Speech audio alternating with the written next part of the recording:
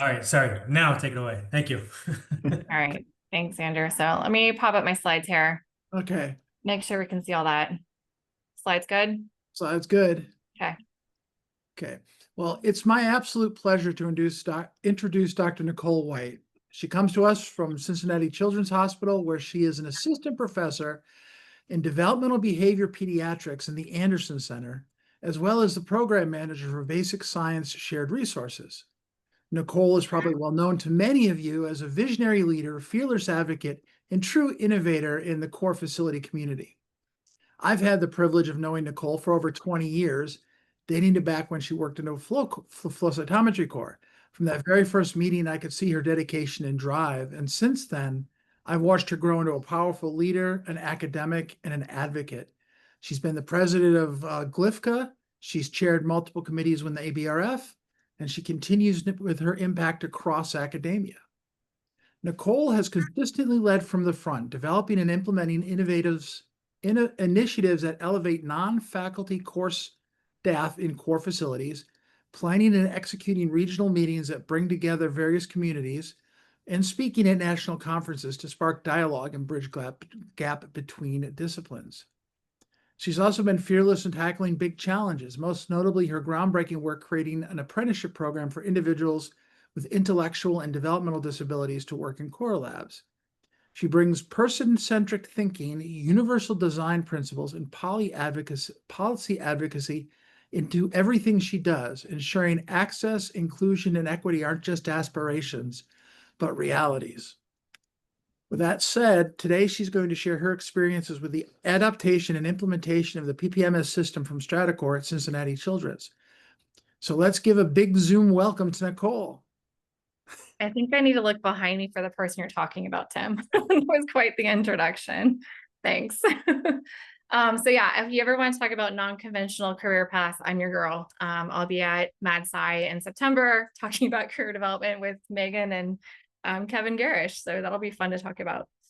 So really quickly, I do work at Cincinnati Children's, and I just want to give you a really broad overview because Tim and I agree we want to have more of a conversation around this. So I won't really quite get into like a demo per se, but I'll give you a really strong high level overview of how we use Stratocore here at Cincinnati Children's and a bit about our billing history and legacy of implementing the centralized systems. So I can turn my slides here, there. So just to give you an overview of Cincinnati Children's profile, here at Cincinnati Children's, we have 28 research share facilities that span across 12 different divisions. Over 500 employees work across all these facilities. We have over 150 instruments and 1,000 services. And I'm being really loose on these numbers because it's always changing, I feel like. But more importantly, all of these facilities are connected to one centralized billing system. So everybody has to use Stratocore within our institution to place their orders, their reservations, and I'll get into more detail on how we work with facilities that can't quite fit into the Stratocore resources. This is a comprehensive list of all of our research share facilities that we have here at Cincinnati Children's.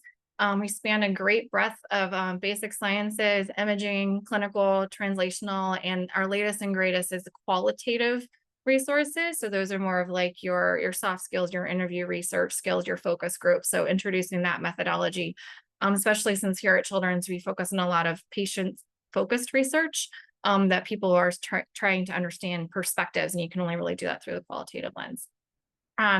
The other thing to note about this is that some of our facilities are also currently in transition, which Stratocore has been kind of helping us with charging, blending them together. We're actually consolidating some of our facilities as we're all navigating from new financial times. And so we're learning very quickly that within Stratocore that is something that's really easy to navigate and do with their support. So basically, we utilize this system because we realize not every one of our share facilities fits in a box. I know, shocking. And so we want to realize how we can move across our silos of structure here at Cincinnati Children's, meaning divisions, individual facilities, different leadership structures that everyone has across their facilities and divisions, and have a system that allows for it. So we want to kind of move away from this hierarchical lens.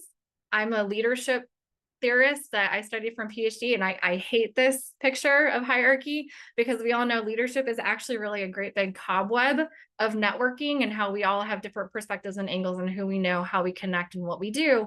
And science very much works that same way. So we wanted to make sure we really had a billing system and structure that allowed us to create this agility in how we move science across our different disciplines and areas of need. So that's why we did a lot of work. Little bit of history around Cincinnati Children's. This is a very simplified timeline that I'm giving to you. In 2014 is when we started our saga legacy, if you will. This is actually the point in history where we had the most upheaval of culture change, if you will, and going from paper-based processes to centralized electronic processes, because, oh my gosh, we were going to actually see what people were doing now. And when I first took this role in 2012, in starting to lead this change of centralizing our facilities into one process, you would have seriously thought that people were thinking I was asking to look inside their underwear drawer at some point, when really I was like, I don't want to see your underwear. I just want to know like what's going on. I don't care what's happened in the past. Let's just move on and move forward, right? We've all kind of gone through this with change management processes. And so 2014, we finally got our first centralized billing system, which those of you that have been around long enough, we actually adopted the Vanderbilt Core's billing system first. And we used that system for about 5 years until we got notice saying, sorry, we're not going to support this system anymore. It was going to be purchased by iLab at the time. And then iLab eventually got Pac-Manned by another company, Agilent.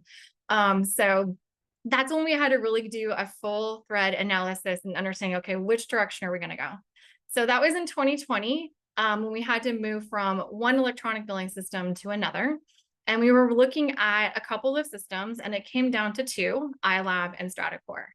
And what we really did in that process is we did a lot of focus groups. So I made sure I had business roles, shared facility roles, lab users, investigators, if you could get them to show up, to also come and give us our feedback on what do you need? What do you like about the core system? What do you not like about the core system? What do you wish you had? All those lovely questions. Got those in together. We also did some surveys because we recognized not everyone could come and sit down for an hour and talk to us. And so we did some quick question surveys, like to understand what we need. We conducted some demonstrations once you got an idea of like what kind of systems we were looking at, their needs and resources. And so we did demonstrations between iLab's teams and Stratocore's teams. And then we did a end vote. And I will tell you full-fledged honesty right now, it was a solid split.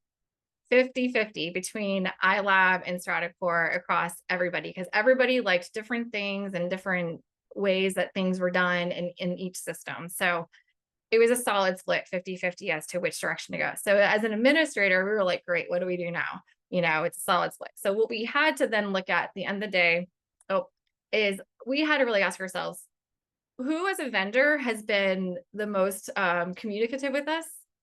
What do the pricing structures look like that works with our culture, how we're charged based on how many facilities we have in the software system, who's been kind of doing some of the best education platforms and outreach to help us to understand things. And so once we started looking at like those kinds of aspects, is like the vendor support level, which a lot of the individuals that were doing our focus groups and looking at the software itself wouldn't really have much insight to. That's what kind of tipped it toward, okay, I think we're going to go the Stratocore routes. And no, that's really what we did. And that's the direction we went. So how our connections work with Stratocore, I'm going to try and show this. I don't have a pointer that maybe you can see, or if you can see my arrow, great, is we have our Stratocore ordering system here. So basically, this is where a vast majority of our shared facilities are entering their orders and reservations.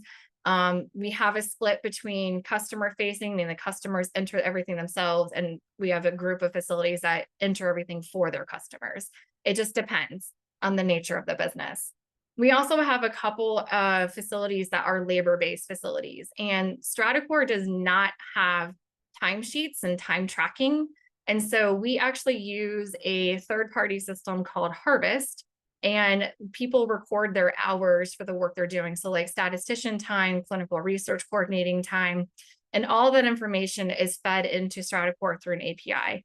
And one thing I'll say about like these APIs that we've developed for Stratocore to connect into our system, they've been phenomenally easy. Like they seldom break. Everything works great. As long as you know what parts are connecting and talking to each other, and you have the right people in place that are managing those things, meaning not too many people are putting their fingers on it, it goes phenomenal. The other thing too is that we also have our own DNA ordering system. It's a very old website, and we didn't want to change that process because it tracked a lot of the sample tracking that goes across the various instruments within the facility. And so that system is also fed into an API into our system. So we have two completely different APIs going into Stratocore, where all of our billing is tracked and facilitated through Stratocore at the end of the day. Because we wanted to work with our facilities and say, I don't care how you do your billing, how you get in, everybody has to go through Stratocore. And we had to work with every single facility to make sure we found a way to make it work. So all of that works into it. And we also have the single sign-on authentication process sign-up. That is an absolute requirement that we had because we didn't want any bots or weirdos getting into our system, ordering things that we didn't know about. And so everybody has a single sign-on authentication, including our external customers, which they have a separate email password hybrid process that we have set up. And then we have all of our budget numbers feeding into the system, which most of you probably also have some sort of financial system feeding into it. We're actually not on PeopleSoft anymore. We're in Workday, which Stratocore is also pivotal in helping us to transition from PeopleSoft to Workday. Condolences are accepted because it was a very painful and still is painful process to get through right now. But we wanted to make sure all that stuff was flowing together and we had control over like what financial accounts were going into the system, things were being assigned to people correctly, and then all the billing data was flowing back into our financial system so that we're not handling manual files between one another. So all of that's very interconnected. What we did also as one step further is our invoicing is actually done in a different system. So we don't use the Stratocore invoicing process. We use the data from Stratocore to kind of split out our invoicing to our external and our internal customers.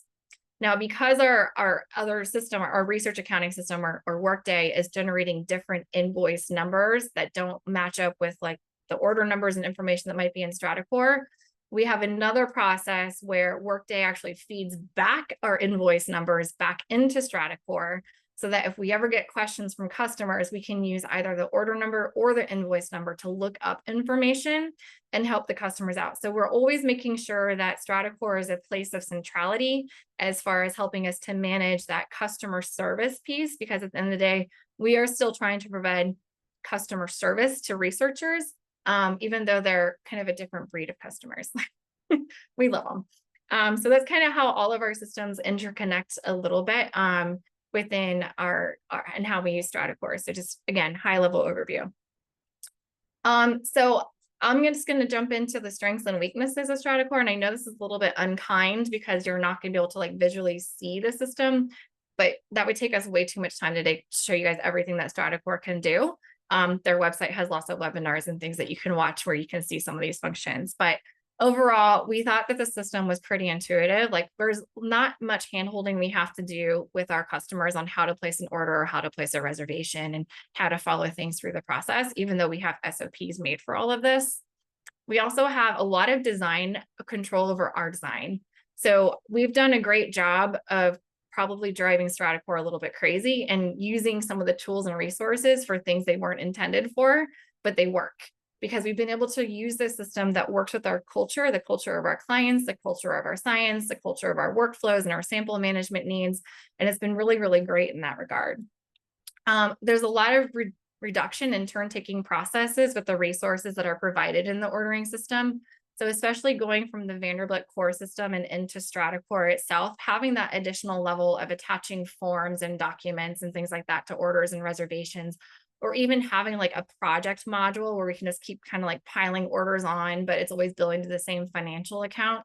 Those types of things and types of project management tools have been incredible in reducing the emails, and people can just basically put their order in all the way up front without having to hash things out in an email with the staff that work in a shared facility. It's a really easy setup. I set up new services, new rules, new users, new share facilities all the time. And very seldom do I ever have to go to Stratocore for help on guidance in any of this. It's again, pretty intuitive, but we also have like a select group of people that manage this aspect of setting up things in the system. And I think reducing that number of fingers in the process also helps to make sure that things don't get bugged up and botched up. Calendars, forms, all those things work really, really well, especially when we have some pretty fancy setups with our calendars. They're called alias calendars, where we got like 2 instruments or 3 instruments that might share a room. So we want to make sure that only one person is in the room at a time.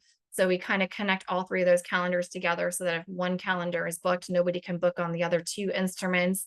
This was especially helpful during COVID, when we had to do that, the distancing and things like that. And I say, like, all of the features and strength that Stratocore also inherently already provided to us during those times of COVID, we were just like, oh, easy button. We know how to fix this in Stratocore. We'll just change this process and minimize that or increase this buffer between reservations. And it worked really, really, really nicely.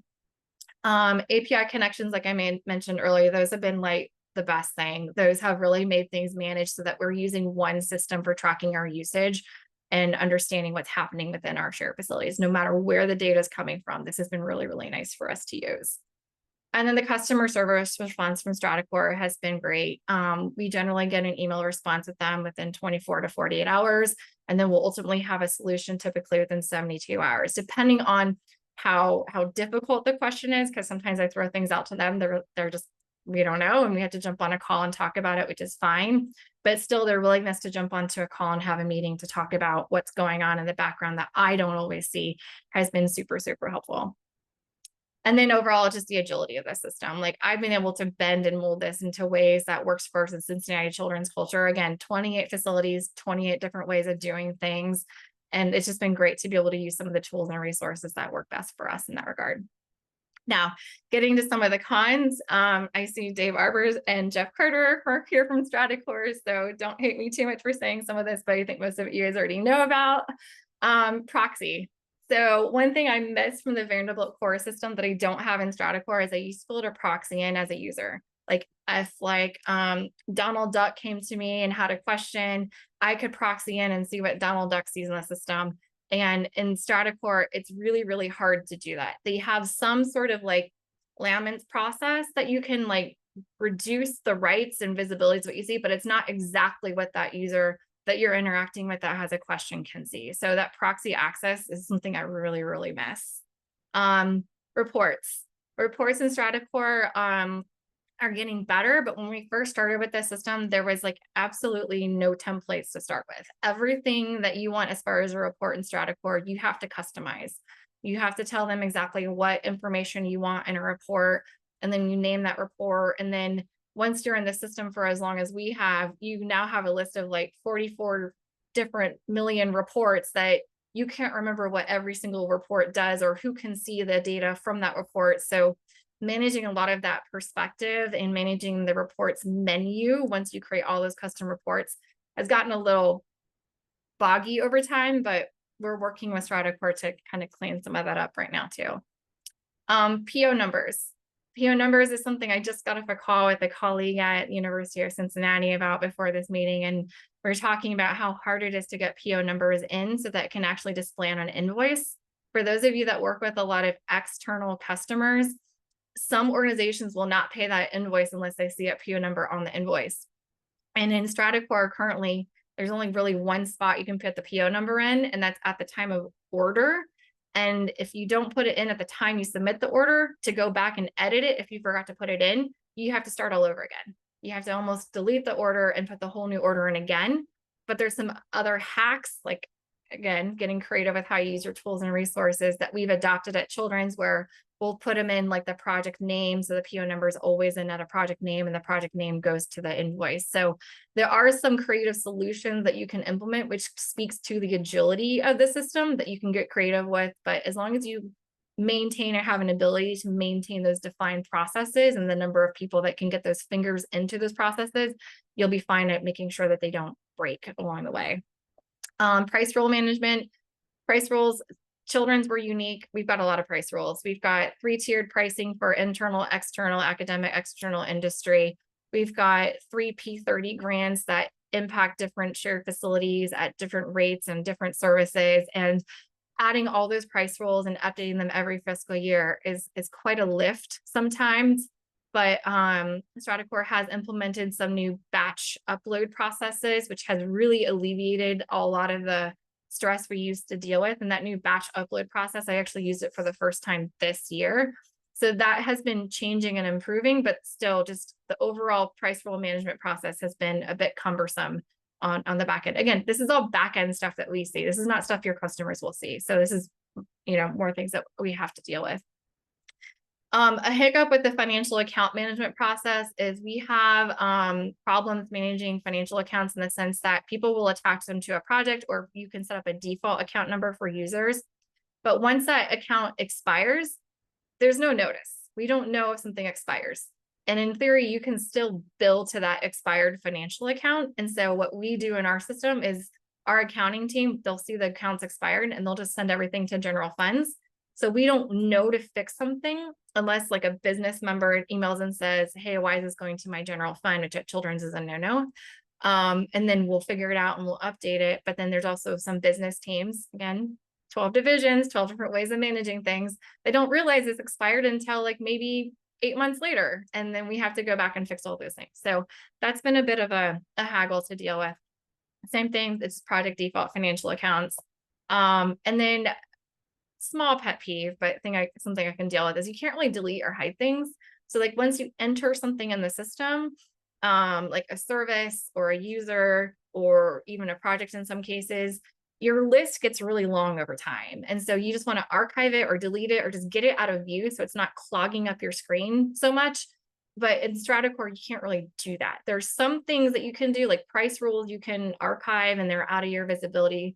But services, users, we've had to get really creative on how to kind of bucket them to like another organization that's called Not Here. It's really funny. And so we put them in a group called Not Here so that we don't see them whenever we pull up our list of users and have to go and find them. And so that's it. And then just wanted to wrap up really quickly before I kick it over to Tim. There are some publications and references on implementing billing systems and strategies that we've used here at Children's. A self-plug on a publication with JVT that we did on implementing research shared facility billing systems. And then there's 2 webinars that I've done on mitigating transitions between billing systems and then planning to plan to get yourself ready when you're getting ready to select a billing system. So that's all I have. I hope I'm, did I stop sharing? No, there. Okay. So on that note, I'm going to turn it over to Tim because I went a little bit long. And Tim actually wrote his introduction, and I'm glad he wrote it because there's no way I could come up with this creativity. And I hope I can say it with a straight face. Tim's awesome. Tim and I have known each other. We were trying to do the math the other day, like almost 19 years, Tim. Is that right? 20-ish, something like that. Oh my God, I don't know what to say. So, so our next speaker is someone who spent over 2 decades going where few have gone before in the final frontier of the research infrastructure. I think he was one of the 4 founders of helping Stratocore get off the ground. But Dr. Tim Bushnell is the director of the Center for Advanced Research Technologies at the University of Rochester Medical Center, where he commands a constellation of 10 core facilities and supports over 300 research labs. He also stewards the operation with all the precision of a well-calibrated tricoder. He's a pioneer in digital voice commentary at Rochester, a champion of shared resources, and a leader of the national stage with ABRF. Tim ensures that Rochester's scientific engines stay at warp speed. If PPMS is our Starfleet operations console, he's the one making sure we're not flying blind into Romulan. I can't even say that word, Tim. Romulan? I botched it. Budget trap. So anyway, before I botch any more words, please welcome the Scotty of Systems and Spock of Strategy and the Pickard of Policy, Dr. Tim Bushnell. I love that. Thank you, Nicole. Floor is yours. Clearly, I'm a fan of science fiction and Star Trek in particular, so I apologize for those of you who aren't. And then I'll ask a question, why not? Anyway, so this is my captain's log supplemental. So, we're still in PPMS. This is every single day of core management. You might ask, what is CART? So CART came about through a lot of effort from developing our shared resources and getting, making them more professional and managed professionally and financially budgeted professionally and et cetera. So we always like to say we have the equipment, we have the personnel, and we have the tools to do the analysis, to really partner with our investigators. Our mission is to bring biomedical researchers the latest technology run by subject matter experts and scientific advisors to unlock life-changing discoveries for health and wellness of every human being. Pretty lofty goal. We like to say we're prepared in mind and body. I'm sorry, I'm not going to do the Latin today because my tongue isn't working. So if you speak Latin, you know what that is. So the question is, I took over running core facility, managing the core facilities at University of Rochester in 2012. And if we look at a timeline, before that, we had the dark ages. Then we had a unification phase. That was where we were starting to evaluate how to make all these facilities better. And, our growth, and then eventually the creation of CART. So in that pre-dark ages, we had a lot of paper calendars, like Nicole mentioned, manually entering usage, which we know is error prone, filling out many requisitions for billing. Spreadsheets could get corrupted. At that time, when I took over, this was the state of the art. We had 2 custom built billing systems, one in flow and one on genomics, that would not work for each other and not work for everybody else. So that was when we went to the evaluation. So we looked at various software at the time, including the Vanderbilt system, iLabs. There's a couple others I swear to God, I still get calls from some of them.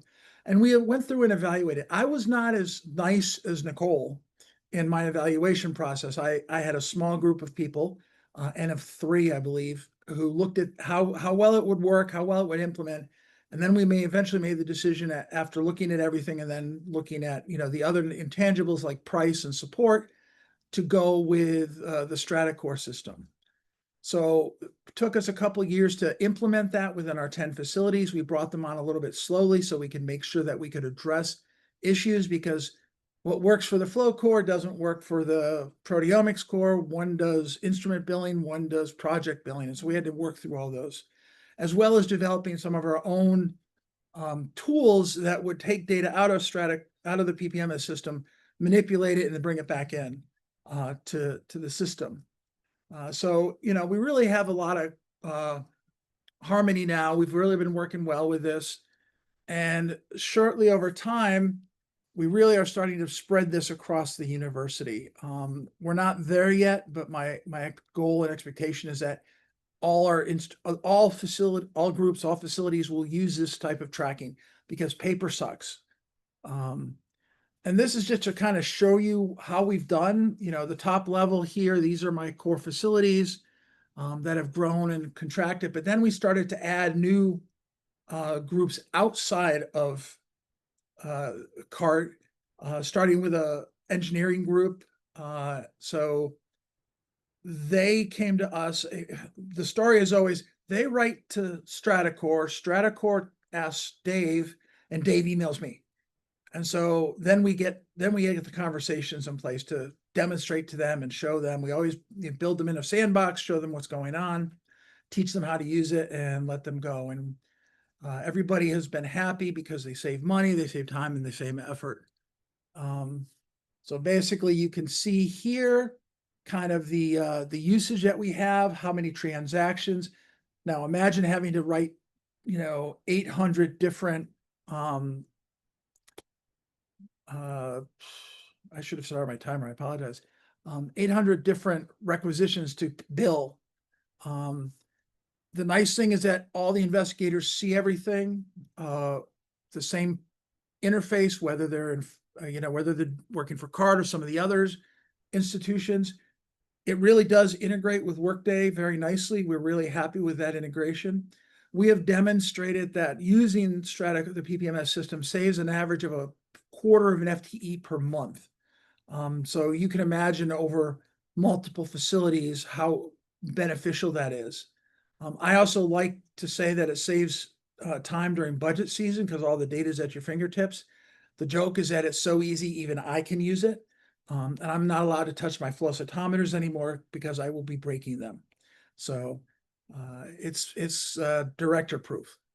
And it's also really useful to chart information to help make policy decisions. and we're always trying to be data driven. It's easy to get the data out. So we asked a question, how soon after training does a researcher start using our flow cytometers? And this is what the chart showed. And if you'll notice over on the right, we had, a large number, almost 56% of the people didn't come back after 90 days or never came back to use the flow cytometer. So what does that mean? That represented about 0.2 of an FTE wasted. So that allowed us to make a policy change, demonstrating that, we're going to charge users for training and they get a credit if they use it within 30 days. And we were able to get that approved by our executive committee because we had the data and we were able to show that. So I think when you use these systems, it's really important to get that, take advantage of that data. And we also, we have a lot of tools, and I asked our lead on this, as well as several of the people who work with it, to give me a list of their strengths, the weaknesses, and their wants. And I'm not going to go through all of this. You can read that. David, if you want to take a screenshot, please go ahead. But the important thing is that Stratocore is very easy to work with. As Nicole pointed out, we can send emails, we can get responses, especially in those early days when we were just figuring things out and we needed something here and something broke, and we were able to get responses very quickly. It also let us, with their APIs, look at things that we wanted to do on the outside and take data out and put data back in. Nicole mentioned the issue with an account expiring. So we, once we found the data at the university, which existed elsewhere, we were able to take that data out from that system, run it through on a monthly basis with with the PPMS system, and catch those things at the time. So we didn't have to wait 6 months for people, or we didn't have to wait for a PI to say, oops, I overspent that account. We were able to be proactive on that, and enough so that we have alarms to tell us when something's going to expire. And that's just one of the many tools that we've developed to help with us using the system and getting data out. There's some things that we feel are weak. Tracking for some equipment and orders. There's no good way to sometimes track different services provided to people. That can involve different activities over time. We have issues with tracking a project that goes over 2 or 3 facilities and being able to bill that efficiently.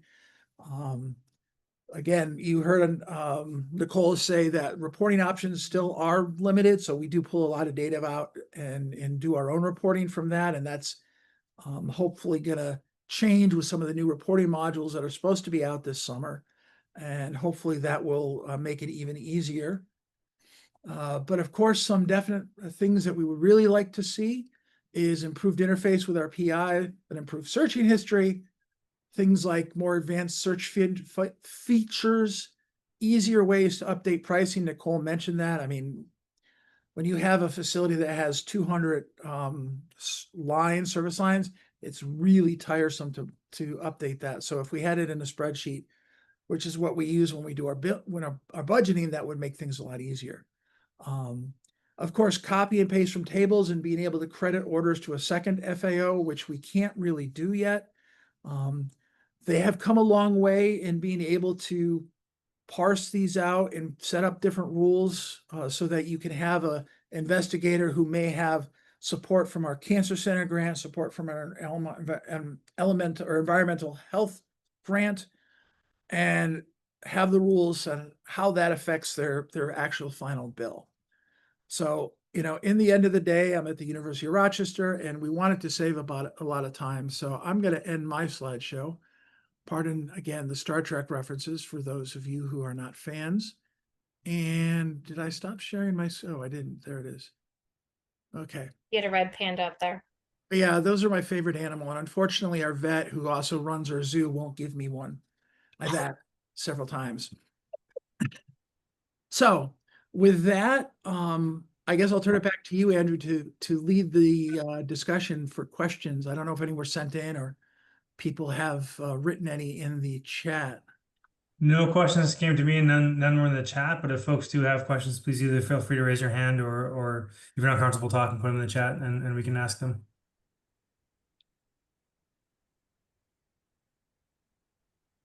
I think just from a perspective of having used a different system, not having used Stratocore, currently using iLab, it's comforting to see that some of the challenges are common across all platforms, right?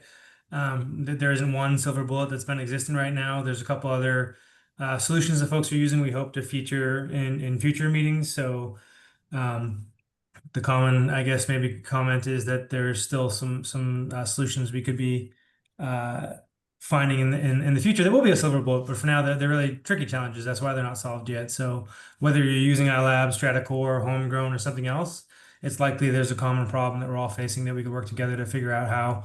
And some of those APIs that connect systems, the workdays, the PeopleSoft, whatever you may be using, sometimes that's where a lot of challenges lie. So at least we're fighting those together too, and making friends with your central offices and the people that work on those is probably going to be a very useful process, regardless of which tool you're using. Couple of questions coming in. The first one, which is probably not super surprising, is can you share your license pricing? I cannot, with my agreement with Stratocore, so sorry. Moving on to the next one, assuming the silence is intentional. If you have the API documentation for Stratocore, can you share that? The If documentation's embedded in their system, like it's unique to your environment, and it's just basically entering the keys between. It's really pretty simple. I thought it was. Tim, did you have the same experience? I thought it was. yeah, again, I have somebody who does all the work for me, which is nice. Oh, I yeah. just, I'm a captain. I just say, make it so, and it happens. Yeah, no, Stratocore has some very clean instructions that outlines how to do the connection. And I'm not an IT wizard, and I just worked with them on it. And like literally within 2 hours, we had it set up. Less than. I'm going to push that a little bit further, maybe not on the API specifically, but Tim saying you have a person and Nicole knowing you do a lot of this. Is that person you have, Tim, a dedicated full-time staff member just for Stratocore, or is this somebody who's just picked it up quickly like Nicole seems to have done at Cincinnati? They are dedicated. She's known as our database manager. She was brought in to help us develop tools for more complex data analysis of the operation of things of how our facility was running, help us figure out the best way to track papers, publications, and all the things that we really needed. And part of that was the Stratocore system. And so she manages it, oversees it. As we bring new cores on, new facilities, she gets them all trained. She's the one who, works and sets stuff up and tests it out before we implement it. But it's not a full-time duty. It's something that is obviously having a person dedicated towards that, but doesn't require full-time effort. Correct. Yeah. All right. A question: has anyone's institution switched from one commercial solution to another? It seems once we are committed, we are stuck with it. That's kind of why we're here. So great question. Yeah. No, we did it. We went from the Core's Vanderbilt system, which was a completely different software package than what we're in now with Stratocore. And we did that during COVID. That was fun. Sorry, no, we did the second iteration during Stratocore during COVID. But we went from Core's Vanderbilt, which had completely different tools and resources, different ways on how we were aligning or creating our service structure. And we had to completely reshape all of that to look at the Stratocore software module in our implementation. And it wasn't that bad, honestly. It was just we went through a mapping exercise basically on a whiteboard, like what maps here, what maps there. And there were some features we lost out of Cores that I missed, but we also gained a lot of new features in Stratocore. Yeah, we have not since, we've been with them since 2012-ish. But we do regularly evaluate other technologies to see if there's a value add compared to what we have. And then, then the second equation is how much is it going to cost to move? Yeah. So, whatever cost you have to buy the new system, but what is your cost to make that transition, and how much, where's the pain points? So yes, you may consider you're stuck with it. You're not really stuck with it, but you have to make those evaluations. And if there was a package that did better than, the Stratocore, then we would definitely look at it. Seeing a couple, the next two questions are somewhat related. So I'm going to kind of take the last one and maybe wrap those in there and say, Nicole, you had to change, right? Coors was going away, so you had to make a choice. Yeah, we had to make a choice. But, Tim, maybe evaluating what you just said, if you did see that one out there was a little bit better for you, how would you approach leadership to ask to reinvest in a system, right? I know a lot of folks, and maybe self-included in this conversation, it is a hard fight to get the capital to begin with to develop one of these systems. Now you've had a system maybe for a couple of years, it's working well, and that other solution is out there for you. How would you go about talking leadership to say this is a good investment for us? I have a good relationship with leadership, senior leadership here, and we budget the Stratocore system in every year. If we were going to switch, my first approach actually this now would be go to our IT department and get them to buy it for me, and go from there. Just pre-COVID, we actually were about to launch a project that we were going to basically bring every department online, every piece of equipment that was at the university online to the PBMS system, predominantly so we could track what the usage was. We have people say, "Oh, our microscope is used so much," but they've got a paper calendar still, and it's like, I don't believe that. So you really need to do that. But again, COVID shut that down. But groups have continued to approach us to use it because of that. But again, I was hoping to pass all the cost off to IT, but that hasn't happened yet. We did it. Our pricing structure, they charge per number of how many cores you have, basically. So it's all based on a lot of factors of how many cores you have, how long do you want the contract for. There might be some other things that they put into it that I don't know about, but I know it's a very negotiable thing that you just work with Stratocore directly on. And let me just say, we know we do have some Stratocore representation on here, so the intent wasn't really for it to be a sales pitch, but if you all from the Stratocore team do want to answer any of these questions, please do feel free as well. Rather be an open conversation than there being any info left off the table. I think you answered that last question, both Tim and Nicole answered the next question too on pricing still. How is it paid for at your institution? It comes out of our research operations budget. So it's just a known cost that we have to support and pay for. One thing that we've done recently at Cincinnati Children's is that we have a lot of software systems that are needing central management, not just billing, but like, data management, other project management tools, things like that. And we made the decision that all those software systems are now going to be managed under one umbrella with our IT services, so that they know what's going on. And we also don't duplicate software, because shocking, that was happening too. So they're all managing all that now under one umbrella, and they have the budget that helps to make sure we can renew those things and do appropriate evaluations on what we need. We put the charge per core into each core facility, so it's part of their rates. So We don't do that. It's a small price to pay, but it's like, Yeah. This is what you're using, and so this is what what it costs. I mean, we could, but we choose not to. Yeah. There's been a conversation that I mean, as long as I've been involved with that about whether we should or shouldn't, and where you have institutions that will pay for it, great, but it is an allowable cost for those who are thinking about how could we afford this. Is something you can work into the rates if viable. Some of the smaller cores, obviously, that becomes a conversation about whether the costs of running a system like this actually make it worthwhile if you're a small budget core, but once you get up into some of the higher volume core, it is really dropping the bucket, and again, an allowable cost. Joe had a couple questions. How do you control the taxonomy of the instrumentation and the services within Stratocore? So this one's better, I think, explained with the visual. So I kicked up my test environment, which doesn't show you all my skeletons in my closet. I'll share that screen real quick. Basically, I'm going to pick on the flow core people here. You guys can see this screen. Yes. Yeah, okay. So this is our Stratocore environment. What you're seeing now is a full super admin view. So this is not typically what like a customer will see, but they will see the booking menu. And so our instruments are kind of organized in the flow core with this kind of taxonomy here. So you've got the workstations, the cytometers, the cell processors, plate readers, cell sorters, user-friendly cell sorters. You can define and design this however which way you want. And then underneath each option is the various instruments that we have. Tim's got some fun names for his, so his is fun to demo. And then under the order option, we can also use the category and description method if this is what you're asking, Joe.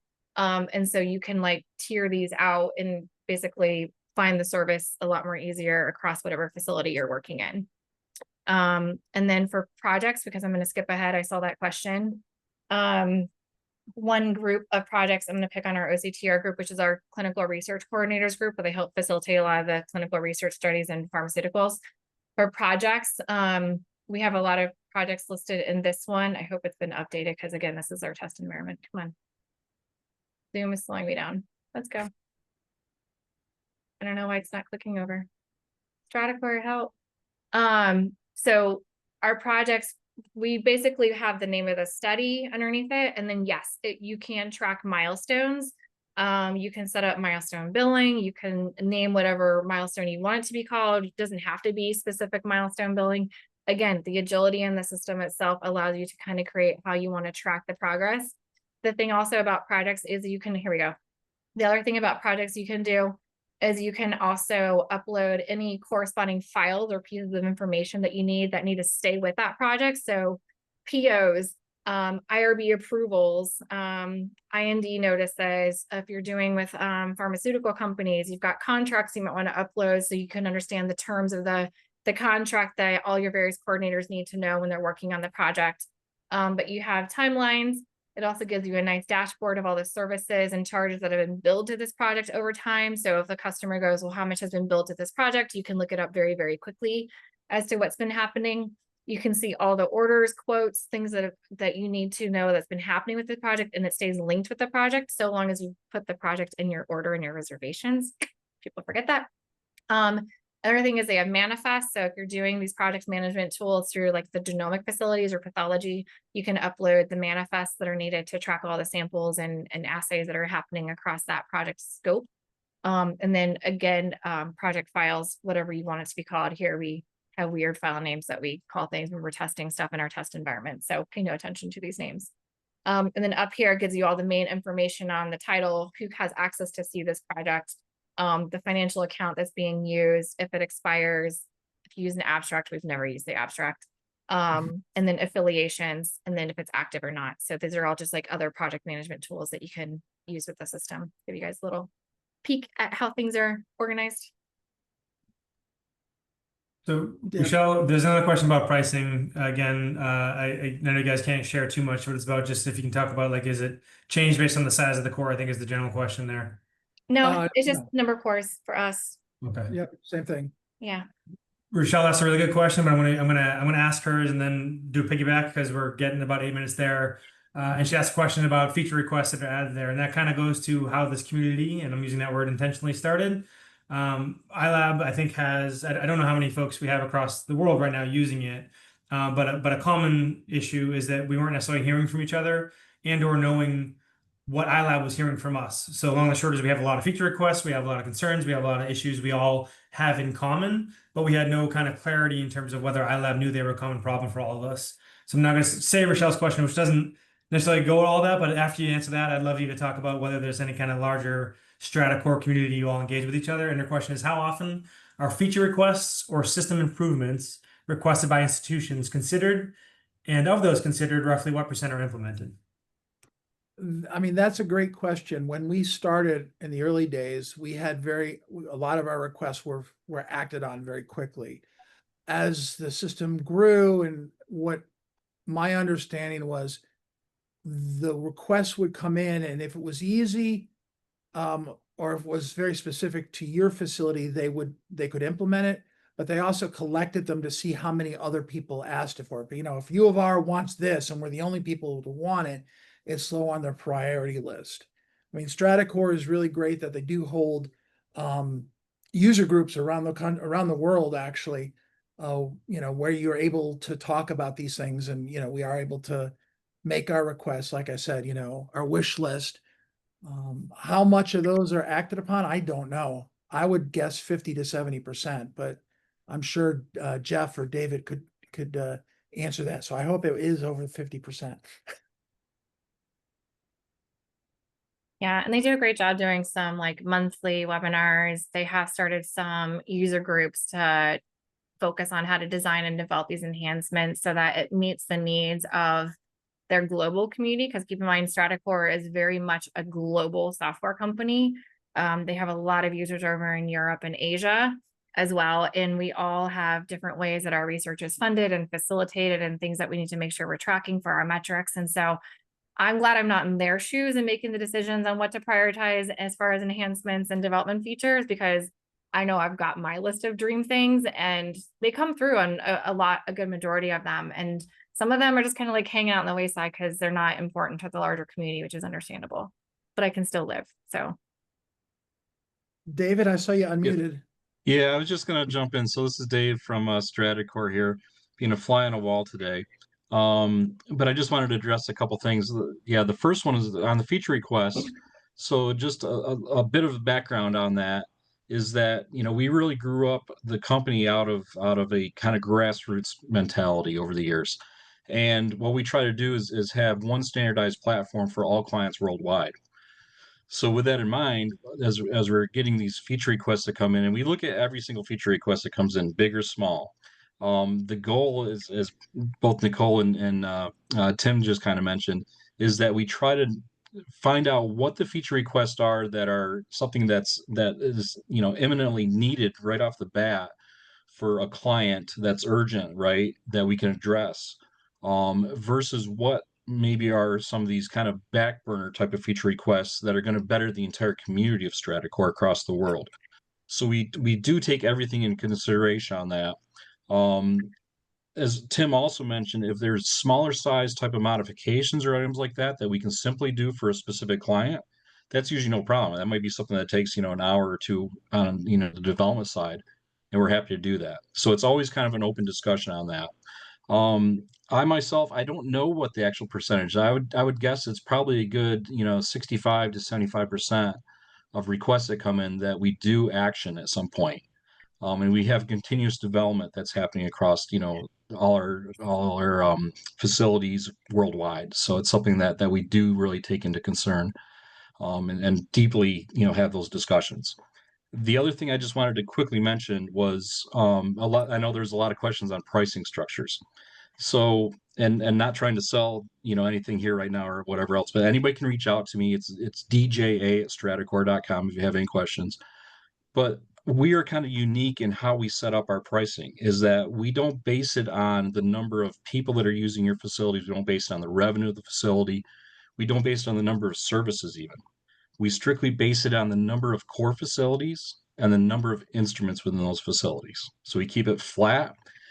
It's all inclusive. It covers everything: implementations, integrations, your support, your training. Everything is covered under one same quote. So you don't ever have to worry about any type of nickel and diming.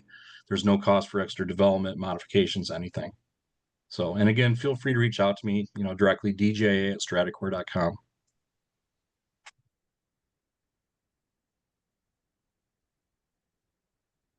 Thanks, Tim. Dave, Stratocore is not HIPAA compliant, correct? We've not had a what?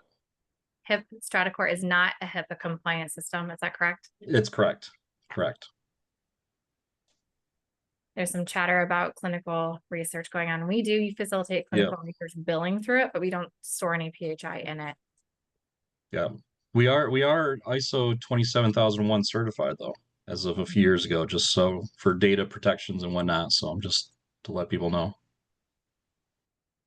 Yeah. Well, we are just about at the top of the hour, and I did a ABRF mess up. I forgot other ABRF business. So I don't know, Ken, if you want to hop on and do any quick reminders before we close. I did a shout out for Mad Science September. You did. So. Good. Well done. Fantastic. And if you joined earlier, I would put some, and I'll put them in again, some reminders of some other upcoming ABRF events. You can see that here. The DEIB Council is hosting another virtual program next week. And then in September, the very popular AI and bioimaging discussions continue, and those will continue for the rest of the year as well. So thanks, Andrew. Thanks, Nicole, Tim. Great presentation. Really appreciate it. I agree. I'll make one more plug. Our next call is planned for September 2nd. Same thing, 4 o'clock Eastern. We are trying to fill that slot right now. So if there's somebody you know would speak very well to core admin systems, please let us know. We have a couple folks in the pipeline we're trying to lock in. But thank you, Tim. Thank you, Nicole. This was great. I think I learned a lot, and I hope folks on the call got out of it too. So we look forward to seeing you all again soon. Thanks, guys.